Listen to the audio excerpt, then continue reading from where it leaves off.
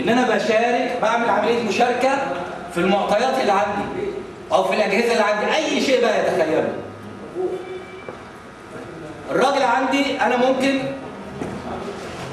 الراجل اللي عندي في السايبر تحت واخد منه وصله مثلا او متوصل بالمعمل عندي، هو حاطط البرنامج ده ثمنه 1000 جنيه. هل انا مضطر ان انا اشتري البرنامج دوت؟ لا، ممكن ان انا استخدم الجهاز بتاعه هو سيرفر وادخل واشارك معاه في البرنامج بتاعه. يبقى انا ممكن اعمل مشاركه كسوفت وير، ان انا استخدم البرامج اللي هو بيستخدمها. ممكن ان انا استخدم الاجهزه اللي هو كمان اللي هو بيستخدم. ده الكلام اللي هو البسيط او المعنى البسيط لمعنى كلمه شبكه. يبقى لما بنيجي نتكلم يا جماعه بنقول ان الشبكه مجموعه من الحواسب او من الكمبيوترات متصله مع بعض. الغرض منها ايه؟ مشاركه في المعطيات اللي موجوده عندي، سواء كانت سوفت وير او هاردوير.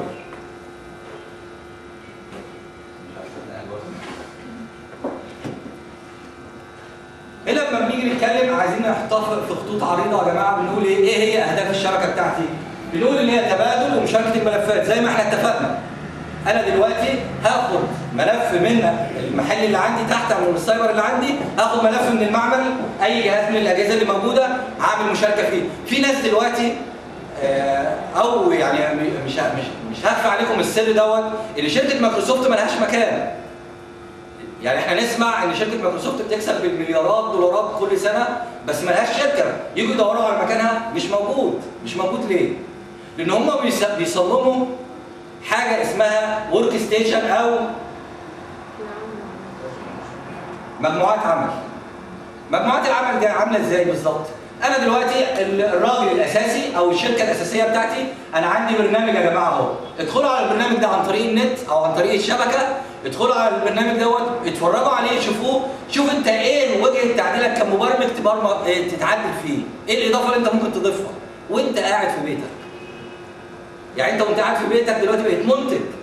ان كل الناس بتبقى متصله بشركه مايكروسوفت، انا عارف برنامج الوورد ده، برنامج الشبكات اللي عندك ده فيه خطأ معين، انا عندي العلاج بتاع الخطأ. بص تلاقي نفسك انت دلوقتي بقيت عضو في ايه؟ في شركه مايكروسوفت او موظف في شركه مايكروسوفت. يبقى بنقول ان هو تبادل ومشاركه الملفات. انا دلوقتي جيت عند حضراتكم ومعيش نسيت الشغل بتاعي، نسيت الاسطوانه اللي انا هشتغل بيه. دخلت عن طريق النت او دخلت على الجهاز اللي عندي في البيت في الغربيه. شوفوا بقى المسافات بتاعي، ممكن انت تقيس على المسافات كده. خدت الملف بتاعي امبارح وجبته واشتغلت بيه. يبقى كده انا كده استخدمت الشبكه ولا ما استخدمتهاش؟ استخدمتها استخدام امثل كمان. كمان المصانع